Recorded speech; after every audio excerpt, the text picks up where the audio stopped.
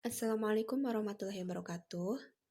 Kami dari kelompok 5 yang beranggotakan Vicky Wafara Amali, nomor NPM terakhir 16, Wulan Cahya, nomor NPM terakhir 104, Apriliana Hidayah, nomor NPM terakhir 37, dan Nadia Dwi, nomor NPM terakhir 11, akan mempresentasikan mengenai asupan makanan dan kebutuhan energi. Yang pertama, kita akan membahas mengenai asupan energi yang berasal dari sumber makanan. Apa sih itu energi? Energi merupakan suatu kemampuan untuk melakukan pekerjaan, di mana tubuh memperoleh energi itu berasal dari makanan yang kita makan, dan energi makanan terdapat sebagai energi kimia yang dapat diubah menjadi energi dalam bentuk lain. Nah, energi dibutuhkan untuk fungsi yang dijalankan oleh tubuh, yang meliputi yang pertama, aktivitas metabolik pada tingkat seluler, jaringan, dan organ yang sebagian besar berlangsung di luar kesadaran kita dan terus berlangsung sepanjang hidup. Aktivitas metabolik pada tingkat seluler atau jaringan itu misalnya ketika sistem peredaran darah itu kan di luar kesadaran kita, tapi itu juga memerlukan energi.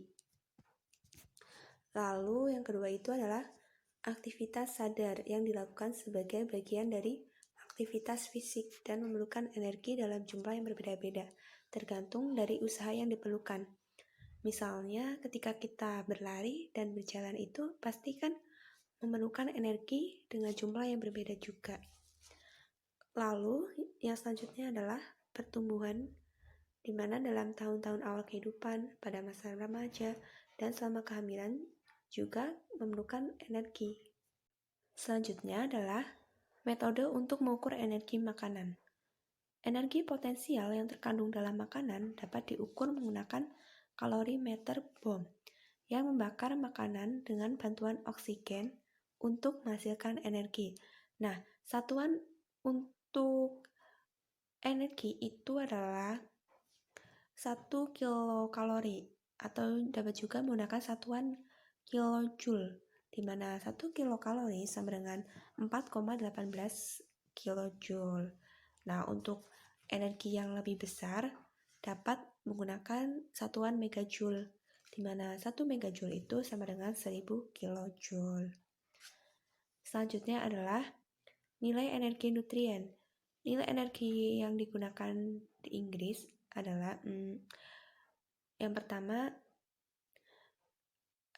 energi yang dihasilkan dari karbohidrat sebagai monosakarida itu sebesar 3,75 kilokalori per gram atau setara dengan 16 kilojoule per gram. Energi yang berasal dari lemak menghasilkan 9 kilokalori per gram atau setara dengan 37 kilojoule per gram. Dan energi yang berasal dari protein adalah sebanyak 4 kilo per gram atau setara dengan 17 kilojoule per gram.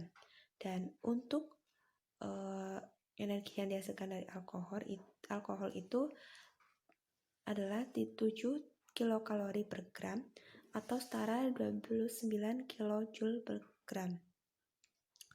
Nah, semua energi yang diperlukan tubuh itu harus disuplai melalui asupan makanan. Nah, di mana makronutrien dalam makanan dan minuman seperti karbohidrat, lemak, dan protein juga bersama alkohol itu dapat menghasilkan energi ketika dipecah. Selanjutnya adalah untuk kontribusi kelompok-kelompok makanan terhadap asupan energi dapat dilihat di makalah. Di situ dijelaskan secara lengkap. Baik, yang selanjutnya adalah asupan energi kontrol. Yang pertama, kontrol asupan makanan. Jadi, regulasi asupan makanan tidak ditentukan pada perubahan hanya dari satu sinyal, namun oleh integrasi berbagai input yang menyampaikan informasi tentang status energi tubuh. Rasa lapar dan kenyang merupakan sensasi yang menunjukkan perlunya mulai atau berhenti makan. Keduanya merupakan kontrol fisiologis terhadap tindakan makan. Yang kedua adalah kontrol fisiologis mekanisme internal.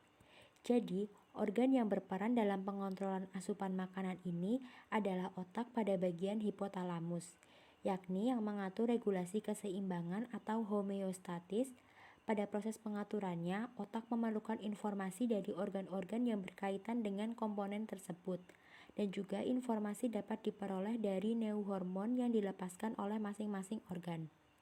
Sebagai contoh, saat colon melepaskan tirosin dalam merespon asupan lipid dan energi yang dikandung makanan langsung ke hipotalamus, kemudian akan dikirimkan perintah dengan merangsang dan juga mengeluarkan hormon seperti insulin, ghrelin, leptin, kortisol, dan sebagainya.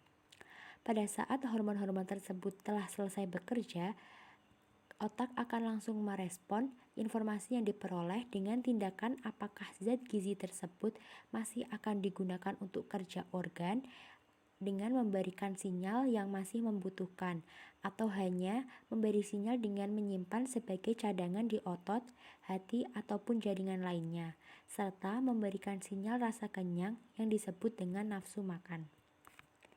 Yang selanjutnya adalah pengaruh eksternal. Banyak faktor yang berperan dalam mengatur perilaku makan. Faktor-faktor tersebut mengatur agar asupan makanan disesuaikan untuk menyeimbangkan perubahan pemakaian energi dalam satu periode. Berbagai faktor kimia yang berada di aliran darah bekerja sebagai sinyal kondisi nutrisi tubuh dan juga berperan penting dalam mengatur asupan makanan. Nah, pada manusia sendiri, sukar dipastikan seberapa pentingnya mekanisme fisiologis dasar tersebut, karena tampaknya mekanisme ini mudah dikalahkan oleh faktor lingkungan makanan dan juga faktor psikososial. Nah, pengaruh eksternal kontrol asupan makanan ini sebenarnya merupakan selera pribadi yang dimana setiap orang berbeda-beda. Biasanya orang akan memilih makanan berdasarkan hal berikut.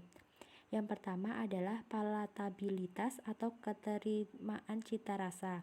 Yang kedua adalah harga makanan. Yang ketiga tekanan sosial dan sesama anggota kelompok. Yang keempat konsumsi kudapan. Dan yang kelima kenyamanan. Selanjutnya ada pengukuran kebutuhan energi. Yang pertama ada prinsip penggunaan energi. Energi disuplai melalui proses pembakaran atau oksidasi makronutrien dari makanan dalam kondisi terkontrol melalui sejumlah tahapan proses biokimiawi. Energi yang dihasilkan terutama digunakan untuk sintesis ATP dari ADP dan fosfat anorganik. Yang kedua, pengukuran pengeluaran energi. Yang pertama ada kalorimetri direct. Pengukuran keluaran panas merupakan indikator transformasi energi yang berlangsung dalam tubuh dan merupakan dasar dari kalorimetri direct sebagai alat untuk memperoleh nilai keluaran energi.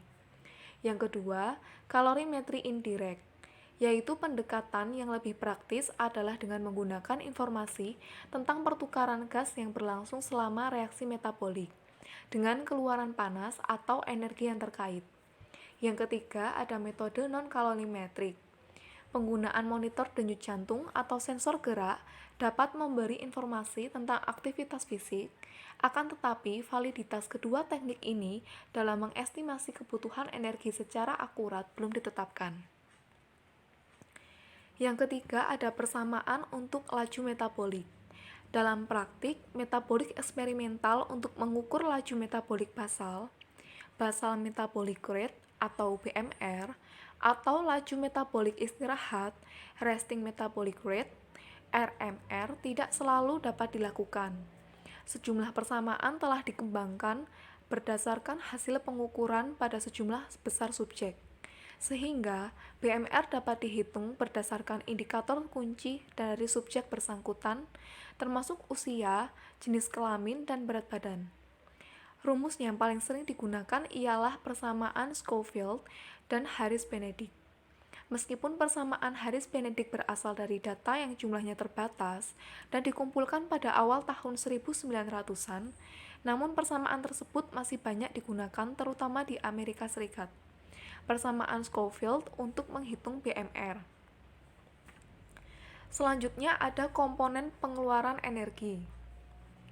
Komponen pengeluaran energi, dalam hal ini yang pertama yang akan dibahas mengenai total pengeluaran energi terdiri dari komponen resting metabolic rate (RMR) atau basal metabolic rate (BMR) atau dikenal juga dengan resting energy expenditure, diet index thermogenesis atau dikenal dengan specific dynamic action atau dikenal juga dengan thermic effect of food atau kegiatan dinamik khusus, dynamic effect of exercise, atau energy expenditure for physical activity. Yang berikutnya yaitu basal metabolic rate atau BMR. BMR adalah energi yang dibutuhkan untuk menjaga fungsi normal tubuh dan homeostasis pada kondisi istirahat. Komponen paling banyak dari pengeluaran energi harian pada orang yang tidak aktif adalah untuk resting metabolic rate atau RMR. Penentuan nilai BMR dilakukan setelah seseorang tidak makan minimal 12 jam yang lalu pada saat bangun tidur, kondisi berbaring dengan santai serta pada ruangan dengan suhu nyaman. Laju metabolik basal atau BMR, komponen ini merupakan jumlah energi yang dikeluarkan oleh tubuh untuk mempertahankan proses transport aktif melintas membran sel, kontraksi serabut otot dalam kerja mekanis, sintesis molekul baru. Konsep BMR tidak mencakup pengolahan makanan di dalam tubuh atau usaha yang dilakukan oleh otot. Dengan demikian, pengukuran BMR dilakukan di bawah kontrol ketat seperti puasa, relaksasi mental dan fisik, pada suhu lingkungan yang nyaman. Yang selanjutnya ada diet induced thermogenesis atau DIT. DIT ini berpengaruh termis makanan atau kegiatan dinamik khusus merupakan komponen pengeluaran energi sebagai respon terhadap pencernaan, absorpsi, dan metabolisme zat gizi yang menghasilkan energi. Nilai SDA ini tergantung dari jumlah energi yang dikonsumsi, yaitu kurang lebih 10% kebutuhan energi untuk metabolisme basal dan aktivitas fisik. Besarnya SDA dipengaruhi oleh kandungan energi makanan, ukuran dan komposisi makanan, serta dipengaruhi oleh faktor metabolik pencernaan substrat. Yang berikutnya yaitu ada thermic effect of exercise atau TEE. TEE ini merupakan aktivitas fisik merupakan energi yang dibutuhkan untuk seluruh aktivitas fisik yang dikeluarkan di luar kebutuhan energi untuk BMR dan SDA. Komponen energi untuk aktivitas fisik ini jumlah bervariasi tergantung dengan jumlah dan intensitas aktivitas fisik yang dilakukan. Kontribusi pengeluaran energi untuk aktivitas fisik terhadap total pengeluaran energi sehari bervariasi antara 30% hingga 80% pada orang yang melakukan latihan olahraga yang sangat berat. Besarnya energi yang dikeluarkan pada latihan olahraga dipengaruhi oleh intensitas, durasi, frekuensi dari olahraga yang dilakukan. Selain itu juga dipengaruhi massa tubuh, efisiensi aktivitas yang dilakukan dan kekuatan gerakan yang menyertai aktivitas tersebut. Sekian dan terima kasih.